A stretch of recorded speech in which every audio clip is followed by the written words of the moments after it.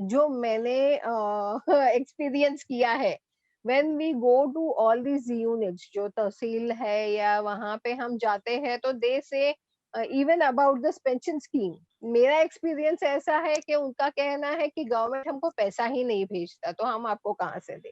And really I don't know अगर पैसा आता है या नहीं आता है, आई रियली डोंट नो।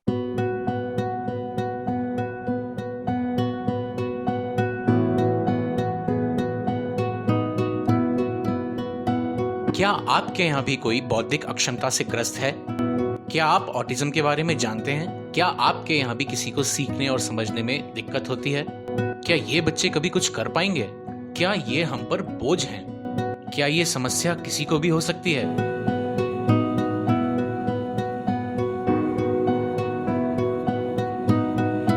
जानिए इन सभी सवालों के जवाब हमारे इस प्रयास, एक आउटरीच में।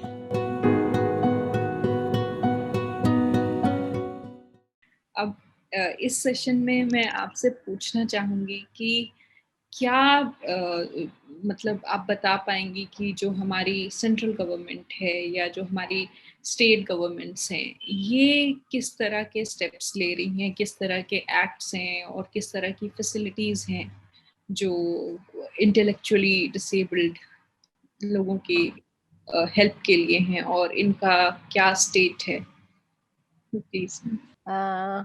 हाँ, गवर्नमेंट के स्कीम्स, सबसे बड़ी बात ये है कि जो 2016 में एक्ट आया है, उसमें उन्होंने बहुत सारे डिसेबिलिटीज को इंक्लूड किया है, and that is again a positive sign for अस.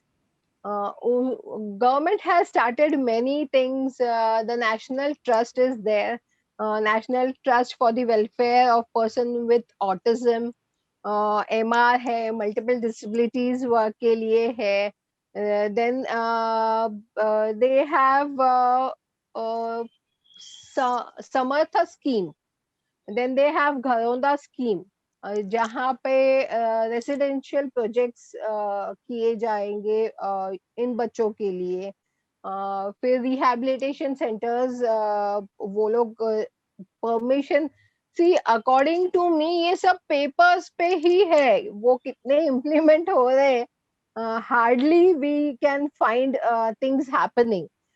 फिर देयर इज अगेन निरामय, जो है निरामय स्कीम है, for it's like an health insurance for these people. फिर विकास डे केयर है, जहाँ पे 18 टू 45 और 60 एज तक के लोगों को हम वहाँ पे डे केयर सेंटर्स इन लोगों के लिए है, जो इंटेलेक्चुअल डिसेबिलिटीज वाले हैं, जो सिवियर है. जनरली माइल्ड एंड मॉडरेट बच्चे थोड़ा बहुत अब खुद को हैंडल करना सीख जाते हैं, बट जो सिवियर है या प्रोफाउंड बच्चे हैं, तो उनको संभालने के लिए पेरेंट्स बंधे रहते हैं. सो देन पेरेंट्स, अगर उनको कहीं बाहर जाना है, या if there is a single parent, if that parent is working, तो there are some sources which help in this type of daycare centers.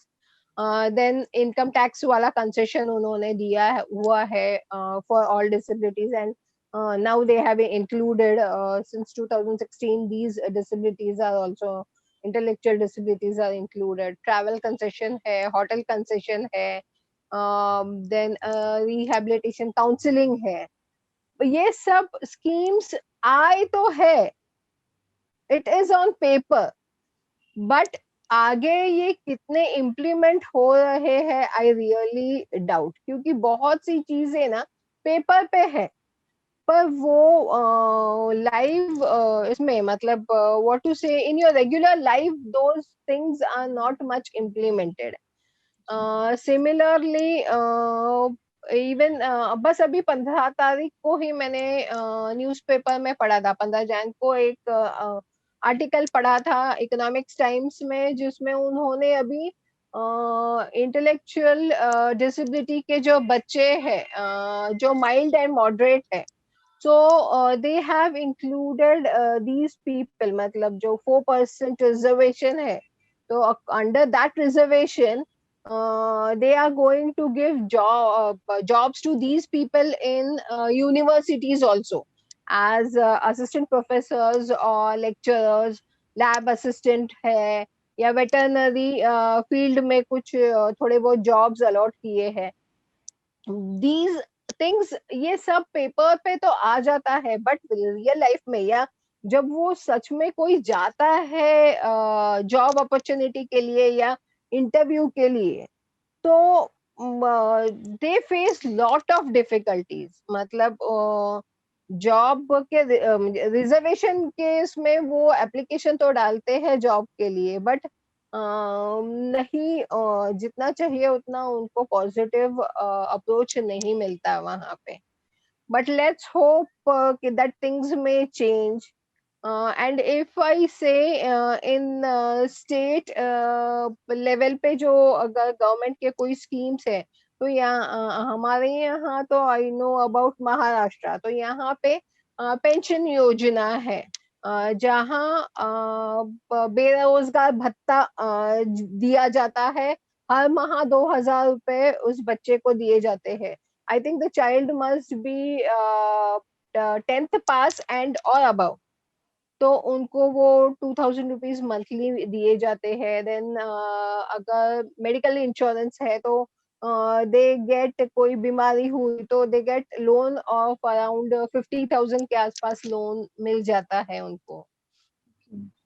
And कोई रिक्वायरमेंट है, अगर सीपी बच्चा है तो उसको व्हील चेयर है या कुछ लेना है, तो there again there are loan schemes.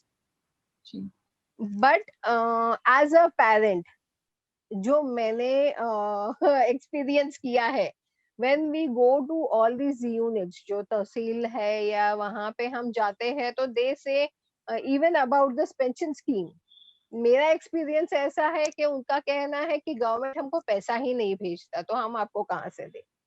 And really I don't know अगर पैसा आता है या नहीं आता है. I really don't know. वो आगे तक जिसको जरूरत है ना, उस तक नहीं पहुंचता. Again there are some lacunas, like government के इतने सारे स्कीम्स हैं, पर वो लोगों तक पहुंच ही नहीं पाते हैं. और हम जैसे लोग जो जिनको पता भी है, वे go and fight for it. But again there are some people जो हमको बैक कर देते हैं कि ये स्कीम्स अपने यहाँ इम्प्लीमेंटेड नहीं होती है, या हमको वो फंड्स ही नहीं आते हैं. तो ये ऐसे कर सकते हैं कि बहुत सारे सेमिनार्स अरेंज करें, ऑनलाइन या ऑफलाइन सेमिनार्स है, या स्पेशल स्कूल्स में जाके कोई इनिशिएटिव लेके they explain about these schemes. गांव में जो विलेजेस है वहां तक ये स्कीम्स नहीं पहुंचती, तो यहाँ पे जो आशा वर्कर्स है, तो आशा वर्कर्स को अगर इसमें ट्रेन करें, उनको अगर स्कीम समझाए, so they can reach those schemes to the people who are in need of it. So there are many things that could be done, पर नहीं हो रहा है. ये तो आपने बताई जो गवर्नमेंट सेक्टर की बात है.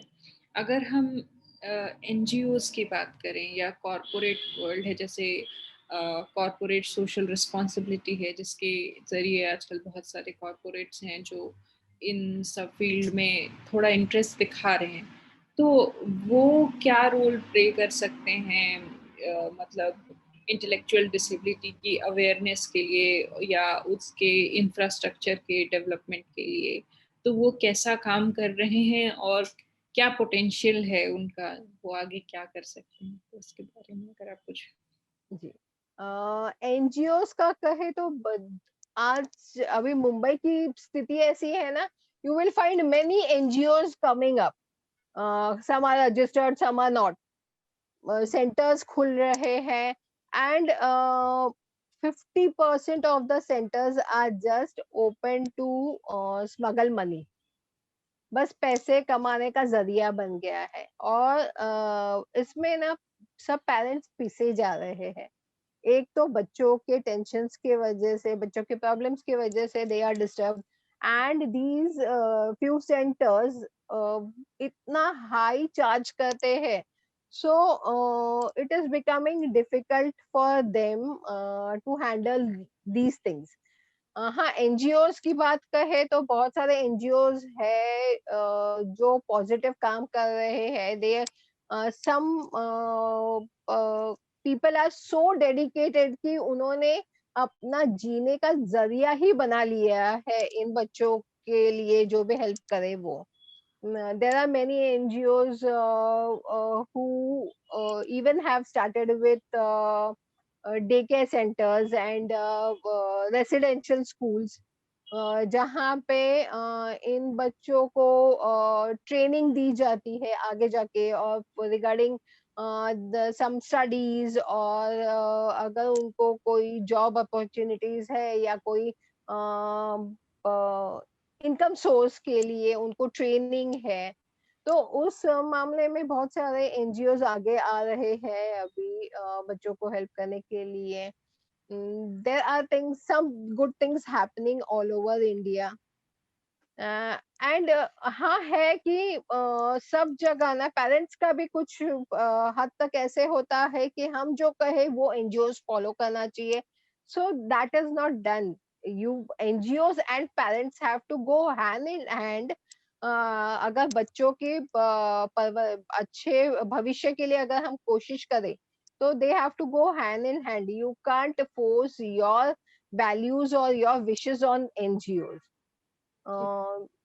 तो एनजीओज बहुत से कर तो रहे हैं, and if you talk about corporate world, तो there are, I know about 2 centres. विशेष एक है जो लोगों को ट्रेन कर रहे हैं कॉर्पोरेट जॉब्स के लिए और अलग अलग सेक्टर्स में काम करने के लिए। Again there is youth for job, ये भी है, एक एनजीओ है जो लोगों को जॉब्स के लिए ट्रेन कर रहा है। And now sectors like, sorry, the hotels like lemon tree है, आईसीटी है, ये भी इन बच्चों को ट्रेन कर रहे हैं फॉर जॉब अपॉर्चुनिटीज। अमेजोन है, फ्लिपकार्ट है, वो कुछ थोड़े बहुत जॉब अपॉर्चुनिटीज के लिए इन बच्चों को ट्रेन कर रहे हैं। अगेन जेपी मॉर्गन है, सैपलैप इंडिया है। सो ऐसे कुछ सेक्टर्स है, they are taking initiative, and उनका पॉजिटिव अप्रोच है। So let's hope for the best. बस हमारे बच्चों का लाइफ आगे संवर जाए। यही आपने जैसे एनजीओज की बात की जो इस सेक्टर में काम कर रहे हैं, आपने रिसेंटली पाइसम विजिट किया था, तो आपको पाइसम का माहौल, यहाँ का जो टीचिंग स्ट्रक्चर है और यहाँ पे जिस तरह से काम किया जाता है, आप प्लीज अपना एक्सपीरियंस शेयर करेंगे? आपको कैसा लगा यहाँ पे विजिट करके हमारे सेंटर में, और क्या चीजें हैं जिसे हम इम्प्रूव कर सकते हैं? visiting Paisam was it was like a dream come true. Why I say so? Because जो मैं चाहती थी ना कि अर्ली इंटरवेंशन के बारे में, जैसे मैंने अभी थोड़ी देर पहले कहा कि एनजीओज आके अगर कोई सेमिनार्स करे या कोई प्रोग्राम्स करे जिससे हम अवेयरनेस बढ़ा सकते हैं, तो पाइसम is doing many seminars of this kind. Awareness programmes उनके हो रहे हैं। और पाइसम सेंटर की बात करें तो it is so well planned, बड़े बच्चों के लिए, छोटे बच्चों के लिए। देन वो जो बच्चों को ट्रेनिंग दे रहे हैं, they are doing superb job. And again जो यूथ्स को ट्रेन कर रहे हैं, टीचर्स को ट्रेन कर रहे हैं, तो वो ही होता है कि आने वाला जो भविष्य है, उन वी से ना the children are future of India. तो अगर उन्हीं को हम अच्छी तरह से मोल्ड करें, तो things will go in a better way, and Paisam is doing a great job in that. अपने सुझाव या जानकारी स्क्रीन पर दिए गए मेल आईडीज या फ़ोन नंबर्स पर आप साझा कर सकते हैं।